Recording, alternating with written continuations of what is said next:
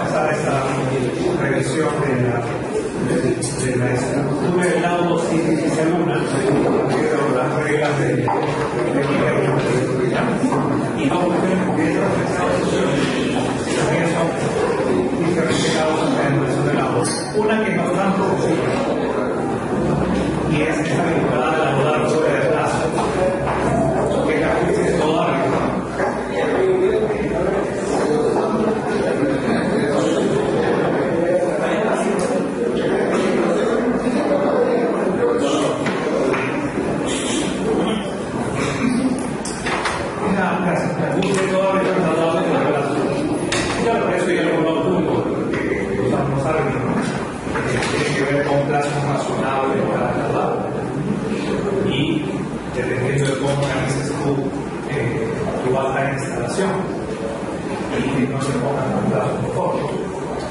siempre postula la posibilidad de que el plazo, bueno, la propia agenda de los árbitros pueda prorrogar con un plazo similar al planteado y que esté muy atento al momento de cuando decidan cerrar la etapa probatoria para poder disponer el plazo renovado, cuando disponga cerrado el plazo. Eso hay que manejarlo con prudencia.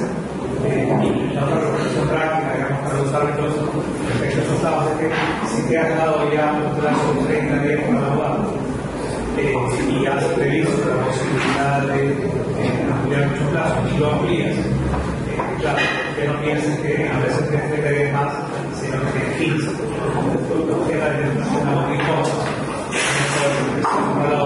para que tus alertas en la agenda estén o menos, digamos, anunciando una semana antes de el plazo, ya debe tener una decisión si es el óptimo o una posibilidad que puedas conseguir con tus colegas si eres miembro del grupo. Bien, pero y si dale bien, el lado de fuera de plazo, pues estamos seguros que tu decisión va a hacer una generación. Pero, y esto, por ejemplo, entonces sí, lo más interesante y complejo es el asunto vinculado a las afectaciones al debido proceso, donde ha habido en este país una discusión, digamos, legal y judicial por un lado, y por otro lado una amplia discusión constitucional que ha tomado 6 largos años. Y me refiero a efectivamente la ley. El arbitraje lo que dice es que aquel que no haya podido defenderse, la defensa que debe ser notificada con la demanda, las procesales, o que no se hayan respetado con garantías básicas reguladas en la constitución, un buen convenio de arbitraje, entonces las personas podrán impugnar la decisión final siempre y cuando la hayan anunciado oportunamente durante la transmisión del arbitraje, podrán impugnar la decisión final dado mediante la recurso. Y hasta aquí suena razonable porque se ha modificado y poder defenderse son cuestiones básicas de la al mismo tiempo, la propia ley de arbitraje menciona que en la discusión parlamentaria, que es en segunda, que las afectaciones al debido proceso en la estructura judicial efectiva de las que habla el Código Procesal Constitucional, que estas alegaciones tienen una vía especial y igualmente satisfactoria a través del recurso a apelación, con lo cual lo que intenta la ley de arbitraje es cerrar el camino de la paz. Lo ha hecho parte, no con todo éxito, y esto abrió una enorme discusión a nivel constitucional, más o menos según conté, que fue parte de mi tesis doctoral, en 12 casos en los que diversas personas plantearon demandas, sean demandas previas por su amparo, contra actuaciones de árbitros que terminaron finalmente siendo materia de decisión del Tribunal Constitucional. Las principales discusiones, la primera, la más famosa, fue recordar el caso Fernando Catuari de Salaverry. En esta actuación en la que él era miembro del Tribunal Arbitral y que participaba como parte este tribunal produce hay unas decisiones que no le convienen. Finalmente denuncia a la Unión Europea. En la vía penal se abre una investigación fiscal y Roberto Actuarias pide prórroga para ir a declarar. Finalmente pide una última prórroga para declarar y el fiscal se pronuncia con una denuncia contra Fernando Actuarias sin haberlo escuchado. La discusión en el caso tiene que ver con que si la actuación de la fiscalía fue proporcional y se le dio las debidas garantías para que pueda defenderse. Si bien al final no le salió bien había como la pregunta de Actuarias en esta demanda de fondos, lo que nos enseña el caso desde el punto de vista constitucional es que hay una primera aproximación del control constitucional respecto a la actuación de los árbitros del Perú, y la lección es que el arbitraje no es una isla que se traza de cero, no es una isla exenta de control constitucional. La actuación de los árbitros, como toda actuación jurisdiccional o cuasi jurisdiccional, pues podrá ser revisada en sede constitucional si es que se tiene que se una garantía vinculada del proceso. Pero aquí en el año 2005 se entiende el debido proceso como tutela judicial. En casos posteriores también afirma o reconoce, digamos, que se interese, para que estamos esta idea, este principio de competence, ¿no? Y que eventualmente las regulaciones contra las actuaciones de los árbitros puedan hacerse una vez que los árbitros sean renunciados en el fondo de la controversia. Sin embargo, en casos posteriores, en casos vinculados a las primeras, hay dos tipos de discusiones. Unas sobre si el arbitraje puede ser compulsivo o no. En particular una donde se habían llevado al arbitraje por una regulación de una norma de seguro de accidente profesional, si debía llevarse a arbitraje esto, digamos, de acuerdo con lo trataba la ley laboral tradicional de la materia, o debían las partes ser libres para poder ponerse de acuerdo, que eran arbitrables, ¿no? El trabajador que fue llevado al arbitraje de acuerdo a las normas de las relaciones laborales alegó que lo que estaba haciendo era llevarlo compulsivamente al arbitraje. Finalmente el Tribunal Constitucional lo que dijo fue que efectivamente esta regulación llevaba compulsivamente al arbitraje al trabajador y que eventualmente tendría el derecho de no ser llevado compulsivamente a vía arbitral, sino que podría demandar esto en la vía judicial. Y otras cuestiones discutidas ya más serias tuvieron que ver con decisiones de fondo, en particular una que ustedes recordarán, es una decisión en el caso Coinsa, donde una participación del Estado que privatizó unas cadenas de tributo Codiza, y que efectivamente producida esa preferencia a empresas privadas como hoteles de Perú, una cadena de constructores que parece una chicote y otros. De acuerdo a los compromisos contractuales, debía haber unos retornos y unos pagos por esta inversión que no se produjeron alegadamente. En el arbitraje, finalmente el tribunal que tuvo a cargo la controversia condenó el inversionista que adquirió este conjunto de hoteles por no haber cumplido con las cláusulas contractuales, lo condenó a condenar bienes jugosos, importantes de dinero, parece que eran 36 millones de dólares. El pago de 36 millones de dólares por cláusulas penales sumadas. Aparentemente, en el caso constitucional se entiende que según los términos del contrato, si cada mes no cumplía el privado con hacer un pago X, se le aplicaba una cláusula penal en tal porcentaje. Como incumplió desde muchos meses la condición de acuerdo al contrato, pues esto generó 36 millones de dólares sumadas. De nuevo, árbitros entendiendo el dato de determinada manera, aplicando reglas de determinada manera y decidiendo eso.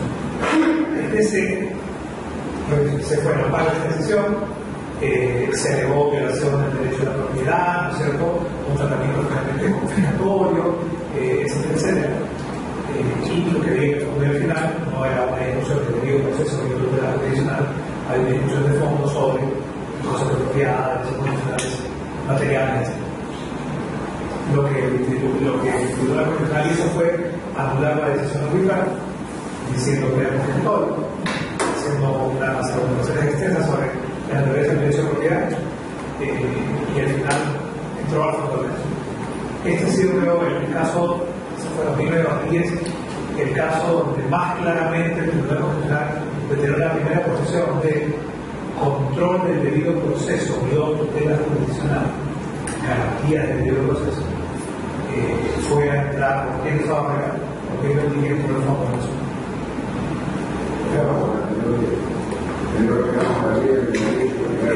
Bajo la ley de arbitraje. Y en un último caso, ya más o menos 2012, fin de la historia regional, el caso de Díaz Julia, de otra minera, el tribunal vuelve a sus fueros y lo que dice es que en realidad debe entenderse.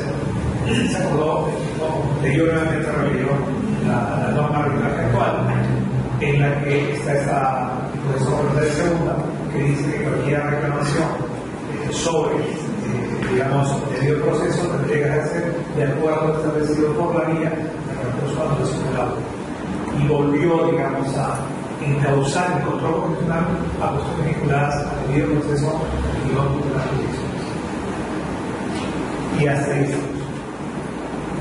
Sin embargo, en ese mismo caso, creo recordar, en la sentencia dice, y que esto no quita que por si acaso, ¿no es cierto?, el arbitraje no es una línea exenta de control constitucional y que si hubiera alguna violación tipo material, se mete una parrafada en la que, digamos, dice, no, vamos a entender que el control es un control de garantías procesales, pero deja ahí, ¿no es cierto?, la puerta está abierta para meterse de nuevo al control material, digamos, de la dirección de fondo de los años. Y ahí estamos. Dicho esto, lo que no me queda muy claro y es parte del tipo de defensa natural que estoy involucrado ahora, y es cómo han discutido estas cuestiones las salas comerciales del mundo. Entonces me parece que hay un mundo por explorar. Mi impresión como abogado, como perito, digamos, jurídico, que ha sido contratado en algunas oportunidades para defender la autoridad de laudos electorales ante las salas comerciales, mi impresión de los últimos 2 años es que las salas comerciales no han entrado fuertemente a hacer reflexiones de fondo sobre el criterio que va a forzar al cual lo establece el derecho. Creo que en principio, por el tipo de cosas que he podido leer, que suelo ser curioso y tratar de leer la jurisprudencia en la sala ante la cual la ley para vincularme a sus propias motivos o razonamientos, mi impresión de lo que puedo esperar es que efectivamente no hay una intromisión de fondo y que en general los jueces superiores de las salas comerciales han sido respetuosos de los cánones que establecen la ley. El problema se presenta ahora con la última modificación de la ley de contrataciones del Estado, en la que impone a los árbitros, digamos, la jerarquía normativa. Dicen, como ustedes saben, es que los árbitros deben aplicar la ley de contrataciones del Estado, su reglamento, el derecho administrativo correspondiente, y de manera solo supletoria, no sea contradictoria, sino supletoria con la naturaleza administrativa del asunto, el derecho civil. Acá hay problemas, porque de nuevo, soy competente, que el derecho aplicable, el derecho aplicable dependerá de mi orden, dependerá de mi información, dependerá de mi tradición, dependerá de mi comprensión del mundo y comprensión del caso. Y si al final del día yo no creo que sea una norma administrativa que tiene a cabo por buenas razones, y es mi una norma de común, por ejemplo, ¿qué pasa? Si lo hago así y sin ningún tipo de advertencia adicional, pues ya sabe que la parte que va a perder, me pondrá recurso a la nación. Pero no solamente aquí, finalmente los jueces, al estudiar si aplicaba o no la jerarquía establecida en la norma, están entrando en consideraciones de fuente normativa, están entrando en consideraciones de fondo. ¿Cierto? Cuando el propósito, el diseño legal de nosotros, como es que sigue los regímenes de hoy, nuestro diseño legal está claro, lo han dicho los legisladores, los que están promovidos, las modificaciones de trabajo en los últimos tiempos. Es un diseño que trata de enmarcarse dentro del diseño internacional. El diseño internacional, básicamente, la ley modelo Occitan, el arbitraje. En esa ley modelo Occitan, tenemos marcada la versión en inglés, no hay nada que se le parezca a, digamos, anulación por inaplicación de fuentes normativas. O sea, el estándar es cuestiones vinculadas a pues, asuntos arbitrales o no, no arbitrales, obviamente debe ser anulado, asuntos vinculados a composición del tribunal, como liberado, asuntos de orden, como repasado, asuntos vinculados a quedarse, rindes, evacúas el laudo fuera de clase, o cuestiones vinculadas a hay una cuestión que regula en la ley central, que no está regulada acá, digamos que hay la ley de trabajo, y es que fallas contra el orden público. En función del orden público internacional, el público nacional no está así legislado acá, pero entendiendo la aplicación del marco jurídico completo, claro, no debería influir con el orden público. Por eso es que la nueva modificación dice que la jerarquía, que la norma de jerarquía, es una norma para vincular, para obligar sobre todo aquello que es la derecho administrativo, a que en el ámbito OCE menos aplique la jerarquía administrativa. Pero hay otra cuestión que vigila ahora. Pero son estas las cuestiones digamos, de la técnica internacional y el estándar internacional. Básicamente, pronunciamiento de orden sobre asunto penal es otro artículo, cuestiones que se salen del ámbito del arbitraje, porque no es arbitrable el asunto, o porque has respondido en el lado que no está preguntado, o porque eres incompetente. Básicamente es ahí donde tú puedes tener un control judicial respecto a la actuación arbitral y el aborto del lado. Pero nosotros vamos a tener un asunto de teoría de fuentes, un asunto de aplicación normativa de fuentes. Y si eso es aplicable en tal orden o no, es una cuestión interpretable que llama al conocimiento sobre el derecho y afecta clarísimamente el resultado del lado. Y esa es la proposición que creo que a todos digamos, nos interesa y que está completamente bien. Lo que he escuchado de boca de miembros del tribunal de OCE que no piensan, de hecho están promoviendo una modificación legislativa y no piensan sancionar ningún árbol por inaplicar la jerarquía que establece la última modificación. Primero ha hecho objetivo, luego ha hecho es una declaración informal, habrá que ver qué es lo que pasa. Lo otro, y esto es de forma práctica para curar la salud, es que, claro, la norma te dice que si tu decisión no respeta la jerarquía establecida por la última modificación, te dice esto será anulable y vas a ser potencialmente sancionado siempre y cuando no motives. ¿No? Siempre y cuando no motives. Entonces, ahí está la llave. Lo que hay que hacer, y con esto uso el permiso para pasar la segunda parte de esta presentación, lo que hay que hacer es motivar. Poner un conjunto de razones que permitan explicitar por qué es que no resulta razonable, etc., aplicar una norma especial y por qué resulta razonable aplicar una norma general. Hay parte de técnicas interpretativas que te permitirían producir argumentos. Lo importante es producirlos, porque si simplemente los produces, sean estos felices o no muy felices, si muy aceptados o muy orgullosos o no tanto, estoy seguro que un juez en control judicial de del laudo, si ve motivación alrededor de esto, no va a entrar a la demanda del laudo. Una herramienta práctica es elaborar con mucho cuidado las cuestiones de aplicación de fuentes normativas y de jerarquía, porque esas reglas son cuestiones llamativas que podría llevar a una potencial anulación. Cerré esta parte diciendo que, como árbitro, yo laudaría pensando en por dónde te caería el laudo. Es a partir de los cuestionamientos, ¿no? Ofrecer eventualidades en las que digamos, pueda caer la elaboración del laudo que organizaría el laudo. Y esto acabo de decir, además, no es nada extraordinario. Esto lo he aprendido en algunos puntos tomados fuera, a partir de uno que estoy haciendo en American University en Washington DC en junio de este año, mayo-junio, un curso de arbitraje internacional, y muchos profesores de arbitraje internacional lo que dicen es: lo primero que tienes que hacer como árbitro es por dónde vas a atacar un lado del gobierno. Este discurso nacional sobre la unidad del arbitral, en la ley modelo central, por ejemplo, como se sabe, etcétera, son cuestiones que tienen una tradición antigua de relación de laudos internacionales. Y aquí la cuestión clave en el mundo internacional es cuál es el sitio del arbitraje. Porque dependiendo del sitio del arbitraje, se va a usar la ley del sitio para tratar de llevarlo a la unidad.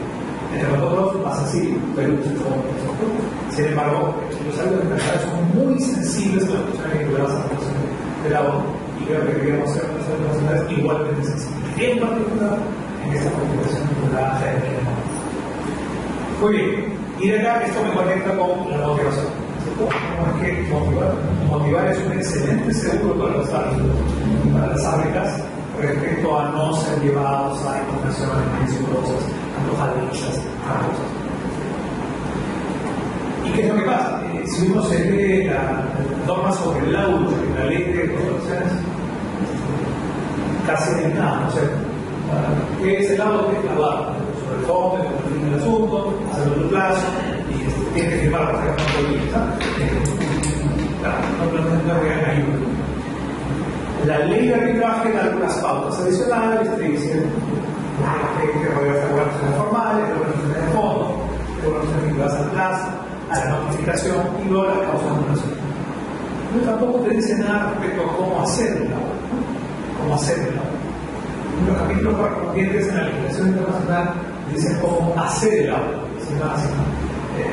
confección del laudo y terminación del proceso. Es un típico capítulo de tampoco dan grandes pautas, pero dan algo. Si yo les envío cuando tenemos que ver por correo electrónico una referencia en inglés a este asunto de cómo hacer el laudo, de cómo la estrategia internacional. Pero ahora quiero entrar a, como les digo, cuestiones tecnológicas vinculadas a organización. Repasando, como les decía en internet, antes de venir,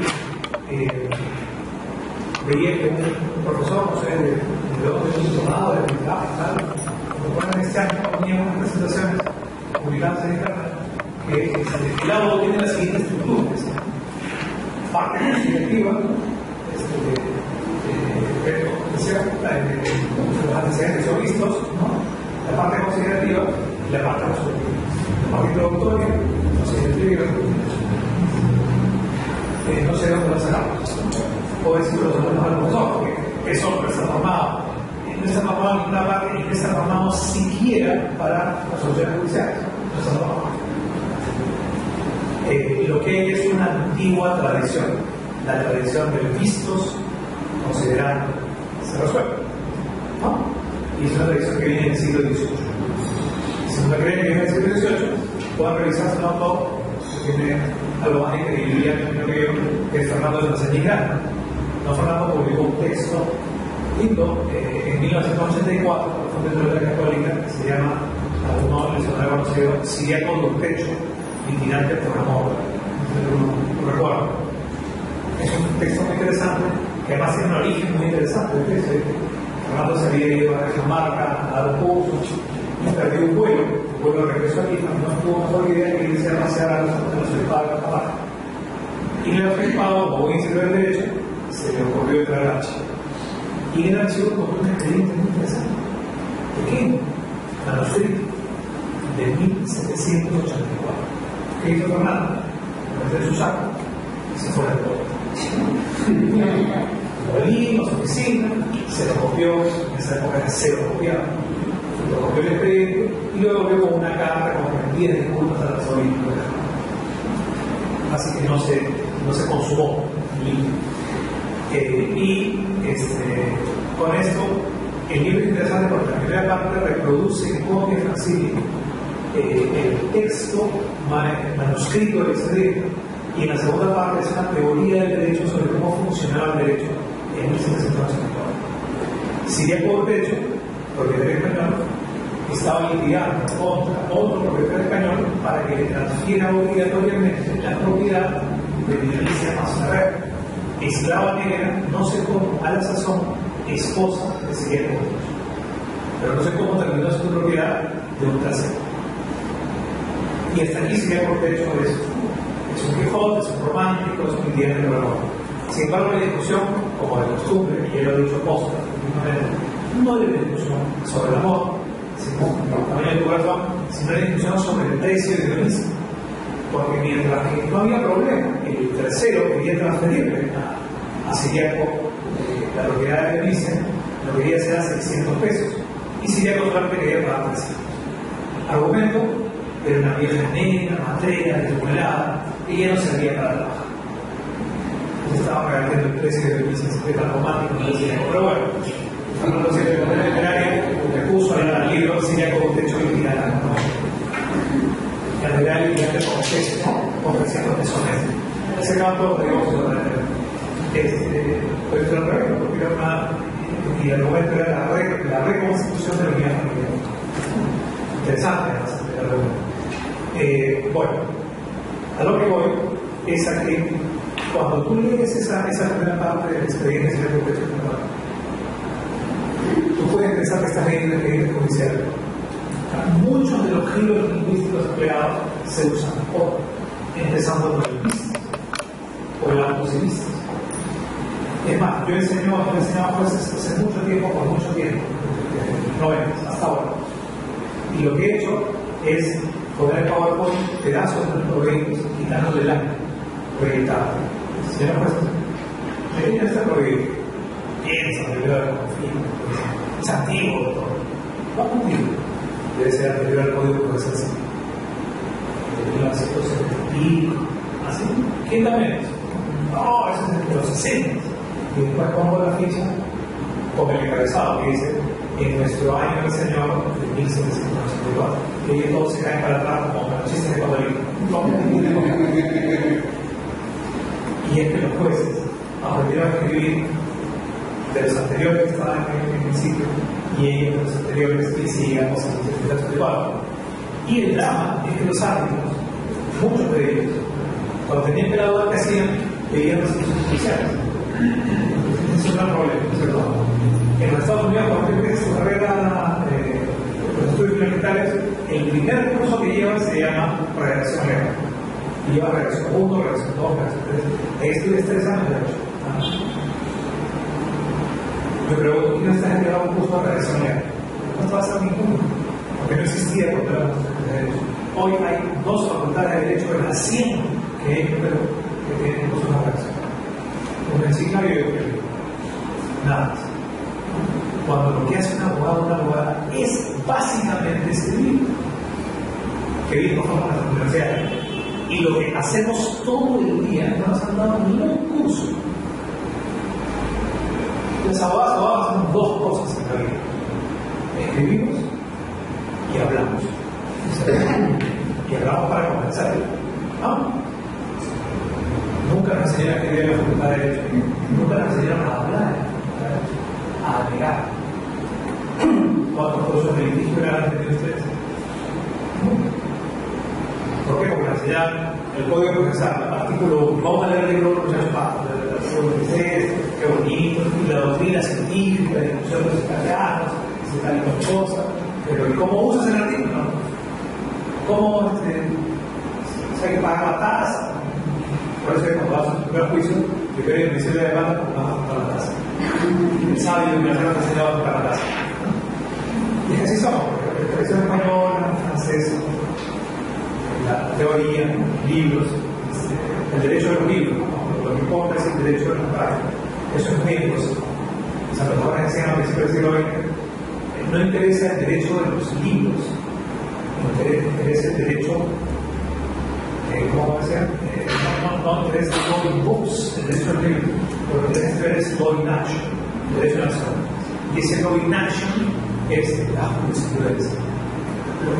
Lo que importa realmente en un país no es lo que está pintado, escrito por el legislador. Lo que importa en un país es lo que puede ser decidido. Y ahora los árbitros y árbitros. Bueno, continúo. Así que no hay tal cosa como una estructura arreglada entre nosotros, ni de la resolución judicial, ni del lado de para una referencia general sobre el Consejo de Redacción, les recomiendo que vean en el.com un manual que escribí para la Academia de Magistratura en el año 2008, que se llama Manual de Redacción de Resoluciones Judiciales. Está pensado para jueces, pero los consejos de redacción yo creo que aplican a todo quien redacte jurídicamente. Manual de Redacción de Resoluciones Judiciales, 2008, Academia de Magistratura. Ha salido un último manual, este fue el primero que se hizo, curiosamente, de decidir por derecho, no se había hecho mal, y el segundo por el cargo de la Academia de 2008. Ha salido uno hace 2 semanas, que es de un profesor de nombre Juan Ureta, que se llama algo así como Manual de Redacción Jurídica, Manual de Redacción de Resoluciones. Lo he visto comentado en Facebook. Ahí si quieren podemos hacer un contacto con Facebook para comentar nuestra relación más allá de hoy. Entonces, no hay nada arreglado y hay muy poco material entre nosotros. Sin embargo, lo que queda claro es que no hay que escribir en términos de mismos considerados a los que no hay que hacer. Pensando en el laudo, lo primero que hay que hacer es lo que hay diciendo desde el principio. ¿Cuáles deberían ser las primeras consideraciones vinculadas aquí? Competencia, convenio arbitral, ¿no? Después de los datos básicos de identificación, convenio, competencia, un argumento sobre la competencia. Normalmente en el arbitraje de relaciones públicas es así. Sin embargo, hay que tener el convenio. Podría ser que tengamos un convenio pactado entre las partes y no una cláusula legal aplicada, digamos, recibir el contrato. Podría ser que se y que hay que razonar sobre ello. Y si no, tenemos una cláusula legal, que no lo convenido, y hay que reproducir en su texto. Primero es tener claro que yo soy competente porque mi convenio es un convenio sano. Recuerden que ahí se deposita toda la autoridad legal. Luego, efectivamente, antecedentes. Y la clave acá es muy importante, que es antecedentes. Muy importante. Porque en este país creo que no sabemos escribir antecedentes. Escribimos los antecedentes como los escriben los jueces, de nuevo, porque muchos árbitros vamos mirando la jurisprudencia de los jueces. Y los jueces no saben escribir antecedentes. ¿Por qué? Porque si lo han recibido, los jueces escriben como el gateo hacia atrás. ¿Por qué? Porque los jueces leen los expedientes de manera inversa. Ningún juez en su sano juicio, un expediente de 5 tomos, va a iniciar la lectura por el folio 1. Esos folios que son un 24, siglo XVIII. No empieza por la página 1, empieza por la última página del primer tomo y va hacia atrás, ¿no es cierto? Entonces, como está tan habituado a hacer eso, que con tanta información para procesar, yo me voy al último y desde ahí selecciono las piezas principales. Y esas piezas principales realizan un doblez científico judicial, que será la Argentina. Eso, si ustedes pueden revisar la práctica de los jueces, ninguna de esas puntitas dobladas, ninguna corresponde a escritos de abogados. Ninguna. ¿A qué corresponden las resoluciones de las cosas? Lo que quiero decir es que los jueces no nos leen, los abogados. Y los abogados hacen escritos de siguientes, lo sientan. ¿Para qué? Para cobrar al cliente. También hay que ser un poco más extenso. El argumento potencialmente es más inefectivo. Curioso. O sea que entender la lógica de los jueces para escribir algo que les convenga a los jueces. Una primera cuestión que uno no tiene en cuenta cuando escribe es quién escribe. ¿A quién le vas a escribir? Para entender cómo debes escribir. No se le escribe de una manera profesional, no se le escribe de una manera un árbitro de lo que administrativo. No se le escribe igual a un árbitro que a un intendente de ciudad. Son culturas distintas, son mundos distintos, son experiencias distintas, son mapas intelectuales distintos, son lenguajes distintos, son estrategias distintas. Si lo que tú tienes que hacer cuando escribes, como cuando leas solamente, es convencer, lo primero que tienes que hacer es conocer a tu enemigo. En este caso, el árbitro de la corrección de tu enemigo es conocer a tu Dios. El Dios que va a decidir qué va a pasar contigo. Y si no lo conoces, vas a ciegas. Díganme cuántos de ustedes hacen un trabajo de investigación y de inteligencia para conocer quién es su tomador de decisión. Esto acabo de decir, lo tienen clarísimo los peritos. ¿Saben por qué? Porque como decían ustedes, alegan ante jurados en juicio. Le meten inteligencia a cada miembro del jurado, o una agencia de investigación. Tienen que saber los detalles de dónde viene cada miembro del jurado, porque tienen que entender cómo piensan, y a partir de ahí alegan. Ustedes nunca han visto una película, un abogado que alega la inejecución de obligaciones en un contrato, va a decir algo como: señor miembro del jurado, debo meterles un caso de inejecución de obligaciones. Y hay que es un caso, ¿qué hace? Señor miembro del jurado, debo meterles un caso donde ese señor que está ahí, demandado, ha roto el contrato que había hecho con la gente se intenta robar el contrato, no entiende la ejecución de obligaciones. Y esa es la razón por la cual el movimiento siempre en Estados Unidos al menos y en Inglaterra, que le llaman el plain English, el lenguaje llano, el inglés sencillo. ¿Por qué? Porque el abogado o el fiscal tiene que hablar un inglés fácil para que ellos puedan entender todos y cada uno de los que están jugando. En nosotros no es así, porque nosotros llegamos a la escuela profesional o normalmente árbitro profesional, es un lenguaje muy legalista, por decirlo. Sin embargo, como nosotros nos adornamos con el lenguaje, cuando hablamos de los escribir, usamos un lenguaje técnico,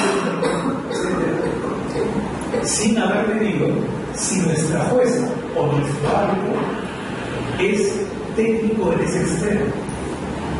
Si luego hemos hecho un sentido de investigación, por lo menos buscado en internet, de qué se trata. Estamos hablando y escribiendo en ciencia. No sabemos si nuestra palabra funciona o no funciona. Y es que no todos los árbitros, como no todos los jueces, piensan igual, tienen la misma cultura, tienen la misma formación, aprenden igual, leen lo mismo. Entonces, Internet es una herramienta muy poderosa. Preparación práctica, Google a sus árbitros y árbitras, o el grupo oficial de los jueces. Hay una paginita que ustedes saben, el Consejo de Magistratura, cnm.gov.p, y ahí hay bases de datos. Entran a la base de datos de los jueces. Y ustedes pueden descargar el CV íntegro de todo juez titular de la República. Y le ven ahí claro de cuándo nació, dónde estudió de chiquito, cuándo fue a la universidad. Algunos ponen dónde vive, algunos ponen incluso la declaración de bienes y rentas. Más unas incidencias de Google, con foco además hasta la CV. Ustedes tienen un panorama más o menos completo de la vida y milagros de su juez. Pero si no hacemos eso, ¿a quién le vamos a escribir? ¿A quién le vamos a hablar? Lo propio con los árbitros. Para empezar, el resumen del CV, que es descargable en la página de OCE. Con foco. Matrícula del colegio de abogados, barrio, donde vive, RUC, pago impuestos, regime. Ustedes hacen a 4 o 5 páginas, es más, yo le consulto Infocor para darme una idea ante quién voy a alegar. Ahora, todavía el club del arbitraje es chiquito, todavía, ¿no? Se va ampliando, y hay algunos señores que tienen todos los territorios, y ya con algunas que se van más mayores, otros tienen más trabajo, etcétera. Entonces ya vamos a entrar todos, pero hoy todavía sigue siendo un grupo reducido, ¿no? Siempre va a haber otras redes sociales, Facebook, pero en particular LinkedIn. Estén ustedes completamente seguros que si ustedes no conocen un árbitro o árbitra, están a una persona de conocer. Ustedes sí conocen a alguien que sí conoce. ¿Cómo lo descubren? LinkedIn. Amplíen su red de contactos en LinkedIn, tengan como los 500 contactos, y siempre van a estar ustedes a uno o dos de. Hay un juego que es más rico, ¿no? Y es a cuántos contactos está el presidente de la República. Tienes que contar el número de contactos que te van a llevar al presidente de la República. Yo estoy a uno de Barack Obama, que es un abogado alemán que se dio casado con Obama en los 80, sí, ¿qué me interesa a mí es interesante en relación a la profesional? Como hemos visto, no, sirve para ver si el contratista no recuerda a su abogado. O sea, ya hemos tenido dos casos, ya que quisiera a su abogado no recuerda. Entonces, eso es de gran ayuda. Exactamente. Hoy se puede, fíjense, hace 4 o 5 años no se podía. Había internet, pero no era tan lejos. No hay muchas porque la gente tiene un problema de exhibicionismo. Es tan exhibicionista que quiere publicarlo todo. Los chicos más jóvenes tienen los problemas de que ponen fotos borrachas y después, claro, con su primera práctica de bodas del estudio, la secretaria, andan conversándose y por ejemplo con la secretaria del estudio y cosas. A lo mejor es, me imagino que no tenemos esos problemas nosotros, ¿no? Porque tenemos todo de referencia. Pero, claro, la red social tenemos el otro problema, que no queremos que nos invadan. Entonces, como no queremos que nos invadan, le tenemos este asunto de la confidencialidad y la intimidad. La protegemos mucho y no entramos a redes sociales. Perdón, porque en la red social van a ver lo que tú pones. Salvo que tengan algún amigo, amiga, prima, hija de una prima, pero publica todo. Y cada reunión familiar que hacemos, lo primero que hacen es subir las fotografías. Una vez se puso una foto en la casa. Y yo tengo cosas de mis hijos, tengo una foto ahí en el Facebook. Y mi casa ahí fotografiada completamente, con todo el mundo, gritando, todos felices. Y claro, por ese tipo de cosas se puede imaginar un día que tengo un problema de un arbitraje que pueden perseguir en los asuntos serios. Entonces tuve que jugar, no se puede desetiquetar una fotografía. Pedirle por favor que no levante el fondo. Hay gente que le encanta, pues no levantarlo, no solamente lo digo, sino lo de otro. Y después te etiqueta, ponen tu nombre, así. De ese que salir, ¿no? Hay que cancelar la cuenta de Facebook y ya no, y cambiar de casa y de teléfono, pero en general, uno felizmente, no en Facebook, porque es una cosa tan juvenil, tiene formas de designificarse para tener el tipo de vida. Y de nuevo, digamos que es básicamente tu información. Si abres una cuenta en una red social con un nombre, puedes incluso no también una fotografía, sin duda alguna ningún dato de la vida personal, familiar o profesional que no interese que sea educada, sí puedes entrar en contacto con mucha gente. En Facebook tengo actualmente 2.500 contactos, peruanos, extranjeros, básicamente el sector legal, alumnos, jueces, fiscales, árbitros, profesores. Sigo algunos artistas que me interesan por Facebook y sigo páginas de medios de comunicación mundiales, centros de investigación, universidades, gobierno. Entonces, yo casi no leo periódicos, hago mi contenido en la mañana y tengo toda la información que necesito. Y en la noche, lo bueno de la noche es que en las noches solitarias, entonces es así, ya cuando antes decía que pongo el Facebook y tengo una cantidad de contactos, me paraba las noticias en la mañana. El mapa de 4 y me conté ahí, tal vez está viendo eso. No se explica en ese sentido. Entro en Facebook y tengo 100, 150 contactos en el chat. Entonces, cuando voy a preparar una clase, un argumento legal, lo que fuera, y no encuentro algo, y yo me imagino que tiene que ser en internet, abro el chat y pregunto, ¿quién sabe dónde está tal cosa? Un caramelo, y eso empiezan a entrarme recomendaciones de esta página, de la otra, y encuentro información. Igual cuando me lo preguntan a mí, yo contesto, eso es la ley, ¿no? Para la sociedad. A lo que voy a decir es que sí, cada vez es una internet y además gratis, siempre y cuando tú seas recíproco. Así que las redes sociales simplemente te hacen más inteligente. Y lo que los chicos en la escuela, son más inteligentes por lo que pensaron bien. Si no despreciamos, por ejemplo, es una pena que en el sector público, Facebook y estas cosas están descolocadas. O imagínate que un funcionario público, las maravillas que podría hacer, si te está robando fotos borrachos, las maravillas que podría hacer consultando con otros contratos profesionales. No solamente de acá, sino en todo el mundo. Ese tipo de visión que hay que cambiar. La web puede ser una magnífica herramienta, hay que saber usarla. Bueno, regreso. Convenio arbitral. Soy competente en una reflexión sobre antecedentes. Todos los pertinentes, en orden, por el amor de Dios, cronológico. El único orden universalmente comprensible es el cronológico. La historia, desde lo más antiguo hasta lo más reciente.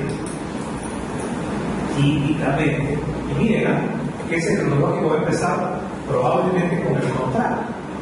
Y ahí está la referencia de la cláusula complementaria.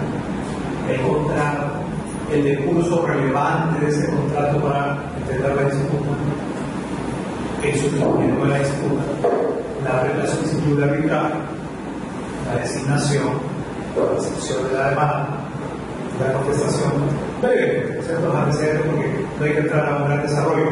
Pero sí, ¿por qué el antecedente? El antecedente lo que permite es entender cuál es el problema hoy. Para eso sirven los antecedentes, para darle un encaminamiento lógico e histórico al caso. Hasta entender perfectamente cómo surgen las controversias que típicamente están definidas en la audiencia correspondiente con la creación del mundo controlado. La conexión debe ser entre esa historia del caso de los antecedentes factológicos con la parte de puntos controlados. Esa es la conexión que hay que lograr. ¿Cuántos son los que sean necesarios? Antecedentes. Luego vienen ya las actuaciones, instalación, una demanda y lo que plantea un resumen inteligente, mucho ni poco. La reacción estratégica, o sea, pero ¿qué es relevante en el resumen de la demanda? ¿Cuán extenso debe ser? ¿Con cuánto detalle debe trabajar? Con el detalle que necesites para argumentar en el análisis de su posición. Aquí hay un punto que necesitas levantar, ya lo puedes ir prefigurando en los antecedentes, en el resumen de la demanda, en el resumen de la contestación, el planteamiento de los puntos controvertidos en la audiencia correspondiente, las alegaciones posteriores, ¿cierto? Si hay pericias, y entrando al gran capítulo sobre análisis, ¿cierto? Y en el análisis, un análisis puntilloso de cada uno de los puntos controvertidos, perfecta consistencia. Hasta llegar luego de ello, y en ese análisis de puntos controvertidos de cada uno de ellos, tú valoras las alegaciones de hecho, los medios probadores ofrecidos, el tipo de convicción que causan, el establecimiento ya tuyo de qué es lo que pasó, el establecimiento del hecho, y la evaluación de cuáles son las normas aplicables, cómo deben ser entendidas y o interpretadas, y cuál es finalmente tu interpretación sobre eso. Es un trabajo de análisis complejo. De nuevo, el análisis es fáctico jurídico. En el fáctico, tú planteas qué te alegaron. Ojo, la gente ve los hechos, como se nos dice en la calle. Los hechos ya murieron, los hechos de historia feneció, terminó. Tú tienes que representar qué pasó y tienes que convencerte de qué es lo que efectivamente tomó lugar en la realidad. Y ese es un proceso lógico que empieza con las alegaciones sobre los hechos, luego la valoración de los métodos y finalmente la convicción de que algo sucedió por tales y cuales razones. Y cuando llegas a esa parte, entonces, esto que ha sucedido por tales y cuales razones, recién has motivado a tomar los hechos. Antes simplemente estás trabajando sobre alegaciones, medios y lo que otros dicen. ¿Con qué estilo escribir? Diciendo quién dice que siempre. La demandante hizo eso. La demandada ha contestado de esta manera. O sea, la demandante ha adjuntado esta documentación. La demandada está otra. De lo que entiendo, nosotros consideramos ¿Se dan cuenta? Atribuyan quién dice qué. No cometan un error muy frecuente en la redacción judicial y también arbitral, que es usar el se impersonal. Se piensa, se plantea, se considera. ¿Quién considera? ¿Quién plantea? ¿Quién piensa? Es confuso. La verdad ha recomendado nosotros, los miembros del tribunal, atribuyan quién dice qué, muy importante, en particular los antecedentes, porque los antecedentes ustedes no están razonando, en los antecedentes están contando cómo es que se ha producido la historia, pero tienen que identificar las cosas. Decir entonces, la buena motivación desde el punto de vista práctico, en la parte de análisis, tiene que ver con quién alegó qué, cómo pretendió probarlo, cuál es la valoración del tribunal y cuál es el hecho que el tribunal ha dado establecido. Y ahí tienes una motivación fuerte desde el punto de vista.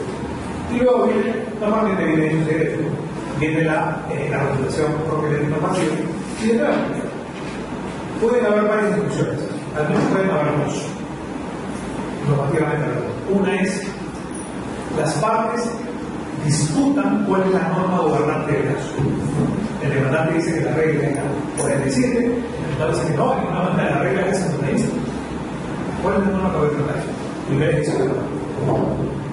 O, es totalmente más difícil, la demandante plantea que la normatividad es una normatividad de constatación del Estado y la demandada plantea que la normatividad es una normatividad del derecho común. Para el nombre, jerarquía, ¿no? Principio de especialidad y tal cual. Las cosas que hemos venido pasando. El árbitro toma su posición. Pero dice primero enuncia cuál es el marco normativo, según el cual las partes visualizan su caso. Primer problema, ¿no? Marco normativo, selección del marco. Segundo problema, distinto al primero, las partes están de acuerdo en el texto normativo. En el texto normativo. Están de acuerdo en la literalidad o en la letra que debe aplicarse al caso. ¿Están de acuerdo con las palabras del legislador en su letra? Por lo menos están de acuerdo en qué significa. Hay una diversa interpretación de esas palabras. ¿Perdón? Ambas citan el texto. Una dice que significa A y la otra dice que significa no A, o significa B. Muy contrariamente. Entonces, aquí la discusión tiene que ser por qué razones plantea la demandante debe ser entendido ese texto como A y por qué otras la demanda plantea que no, que debe ser entendido como B. Un debate sobre esas razones y un punto de vista del tribunal sobre esas razones, escogiendo que efectivamente, en nuestro caso, la interpretación debe ser B por tales cuales razones. Y cuando he dicho esto, recién puedo decir que he motivado sólidamente mi caso desde el punto de vista de la norma gobernante, mi caso desde el punto de vista del análisis propiamente jurídico. Hecho esto, ya está más, ¿no? Está bien avanzado el asunto sobre cada una de las pretensiones. Yo tengo una herramienta de lógica clásica, que la tengo habilitada siempre y cuando he hecho todo lo anterior, y es que en la medida en que he definido la premisa fáctica del caso, que sucedió, y en la medida en que he definido la norma aplicable al caso, y qué significa, ya lo tengo fácil, ¿cierto? Simplemente hago que, si tengo premisa fáctica y premisa normativa, quiero saber lo que luego debo hacer una deducción lógica, ¿cierto? ¿Se acuerdan? De la subsunción, debo subsumir la premisa fáctica dentro de la premisa normativa y la decisión sale por un tubo. Bien, sí, se puede la parte más fácil, por el caso, la deducción lógica. Es la parte más fácil que hay. Es más, es la parte que puede hacer cualquier niño de 7 años. Si los niños de 7 años le dicen, esto lo puede hacer la vida de mi hija de 6 años, porque el concepto de lógica enseñamos para que funcione su vida científica. Si tú le dices a un niño de 7 años, todo el que mate a otro debe ir a prisión. Le dice, Pedro mató a Juan, el niño de 7 años le dice, Pedro le dice. Si un niño de 5 años le dices, el que mate a otro debe ir a prisión. Primera pregunta, ¿qué prisión? Segundo, porque mate se sabe. Segundo, Pedro mató a Juan, le dice, pobrecito Juan, ¿qué más Pedro? y va a hacer una serie de consideraciones, pero nunca te voy a decir que puede decir. ¿Por qué? Porque a los 5 o los 6 años, lo sé ya, estás un poco con chicos, pero a los 5 años, cuando ya niños y niñas no tienen capacidad de conocimiento abstracto. De hecho, un test usado en escuelas ahora en el mundo es hacer eso, porque los psicólogos les ponen premisas a los chicos para que deduzcan. Y si no deducen, les tienen que hacer un tratamiento. Tienen algún problema de inmadurez neurológica. Por eso los 7 años le llaman la edad de razón. Así que hacer deducciones lógicas es una parte fuerte, se lo abogado importante, ¿cierto? Hay que ser muy inteligente para eso. Entonces, al final, cuando ya el caso es fácil, porque la parte difícil del caso no es deducir lógicamente, la parte difícil del caso es justificar las premisas. Justificar qué pasó, premisa fáctica, y justificar qué significa el norma gubernamental. Y ese conjunto de razones para justificar la premisa fáctica y la premisa normativa no lo puede hacer. Sí, no puede construir una situación. Requiere algún papel legal, que el único. Esto de lo que se ha hablado son estándares de justificación, las teorías de la argumentación jurídica. Que para que un laudo sea fuerte, voy a repasar de nuevo, recapitulando, necesito una clarificación del dato de caso. Necesito una reflexión sobre si soy competente o no convenio. Requiero luego un recuerdo cronológico de los antecedentes del caso. Luego, una definición, luego esto, una definición de la instalación, resumen de la demanda de la instalación, que concluye con un resumen de puntos correctivos incluidos. Y a partir de ahí, el análisis sobre cada uno de los puntos, tanto desde el punto de vista de la justificación de los hechos agregados, premisa fáctica, como la justificación del significado de la norma gobernante del caso, premisa normativa. Cuando he terminado de justificar todo esto, llego a una conclusión, decisión. Más allá de algunos aspectos procesales que ustedes pueden incorporar en lado, ¿no? Como que, digamos, luego de abierto probatorio, el probatorio cierra, lo legado a informes orales, ese tipo de cosas. O por ejemplo, una audiencia sobre el tema de revisión. Luego esto termina con la decisión y habrá tantas decisiones particulares como puntos para guardar seguridad táctica en anulabilidad vinculado a haber resuelto un asunto no sometido a la ley. Es importante procesar también si algún problema inmaterial se queda con una incompletitud. Tenemos una declaración, organización, solución de la todo adelantado. No sé de su experiencia si los lados nos ven así, con el tipo de cosas que rápidamente o no.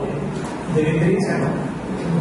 Claro, tenemos los estándares de computación para eso, pero de nuestra experiencia aparece normalmente con claridad toda esta información que les comento.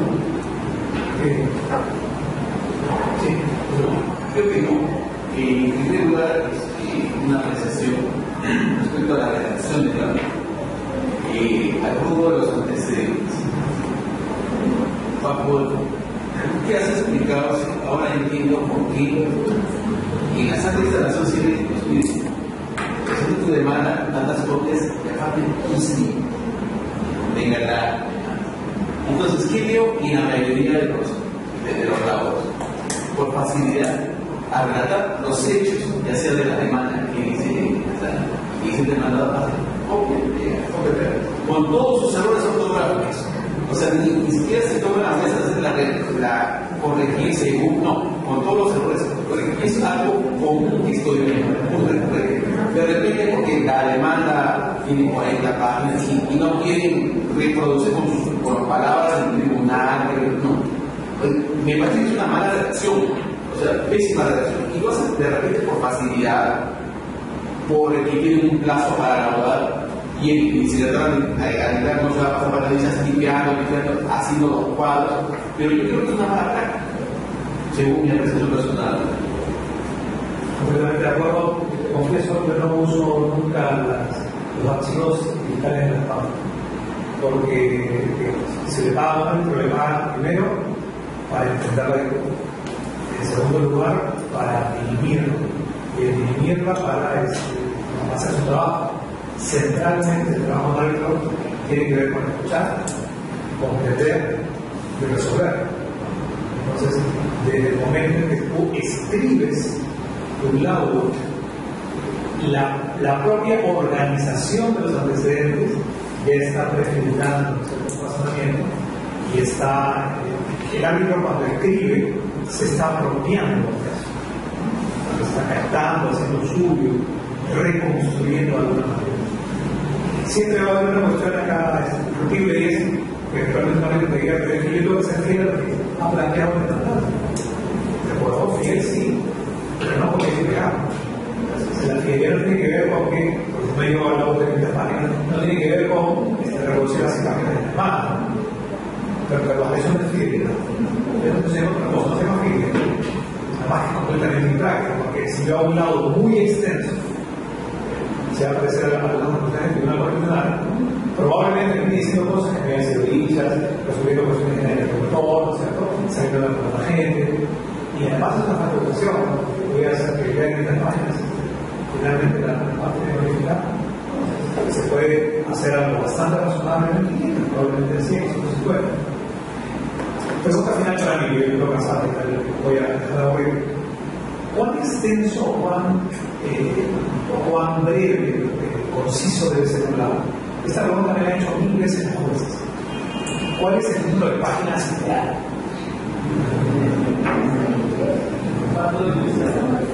Eso, o sea, un diccionario caliente, un cuartito de kilo, como el rojo.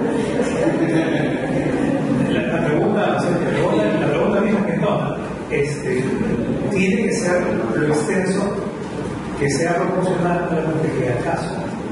Caso muy sencillo, probablemente llegue a lugar en 5 o 6 páginas, sencillito, un poco convertido, sin problema, pero en el medio largo, o sea, pero un caso como 27 puntos controvertidos, ¿no? Y que hemos llegado a año y medio, seguramente el señor para la semana. O sea, se le dijo 2 páginas en cada punto controvertido y el tema se modifica. Más reclamato, más convenio, antecedentes y propio razonamiento. ¿Se da cuenta?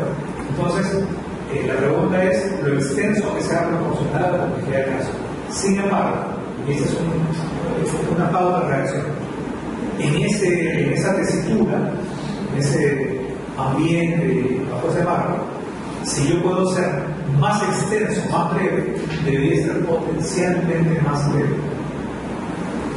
Potencialmente más breve. Porque la brevedad tiene 2 beneficios. Primero, es más fácil de leer, es más gentil. Número 1. 2. Cuando tú intentas ser breve sin ser lacónico, ¿no? Sin ser lacónico y sin dejar un lado sin argumento, no quiero decir eso. Al ser breve, pones un esfuerzo, haces una prueba de estrés cerebral para decir en pocas palabras algo interesante. Como utilizar la cámara, ¿cierto? Sino presentar tu argumento, lo que ya se presentaba, de una manera limpia, fina y solvente. Entonces, esto de reducir la cantidad de palabras que uso en un párrafo es un muy buen ejercicio. Yo lo aprendí escribiendo para la prensa. A veces escribí un comentario de prensa y que dicen, cuando dicen a las 4 de la tarde, hicieron a las 4 y media la edición. Y dicen, por favor, un comentario de 217 palabras. No 218, 217. Lo escribí, después, ¿no? Como abogados, cuando te das cuenta que el contador llegó a 1500, y de 217 te empiezas a borrar, a sudar, que son 425, que no sale tu pestañita ahí en el comercio. Borra, y al final te quedas con 250. Lo mandas y el editor te baja las 37 palabras, 33 palabras que faltaban. El problema es que te dejan en las manos. Que te dicen, es que por ahí te quitan las manos. Y quitan la palabra, justo la palabra que te quitan. Entonces, para asegurarte, tú borras el espacio. ¿De acuerdo? Actualmente hago muchos seminarios de redacción jurídica, redacción forense, todo esto en el equipo de fin de semana. Y una de las cosas que hago es que pongo una resolución de y por lo que me piden, que es 1000, 8000 palabras, que leo. ¿Cuántas palabras tiene esta resolución? Los mejor tipo 7000. Escriban entre 1500. No se puede, dejar papel, lo gritan, y al final ya por lo que dicen y dicen básicamente lo mismo. El resto era del borrego incontinente de los abogados y de los abogados. Pero me encanta la letra, nos encanta el palabrejo, furia, ¿no? Mientras más adornes, mientras más palabras uses, lo que haces es ser más vago y más incompleto, más finas. Entonces hay que saber bajar de peso a la verborrea y escribir con menos palabras, pero con la argumentación suficiente. ¿De acuerdo? Muy bien, excelente, muchas gracias, un placer, gracias por la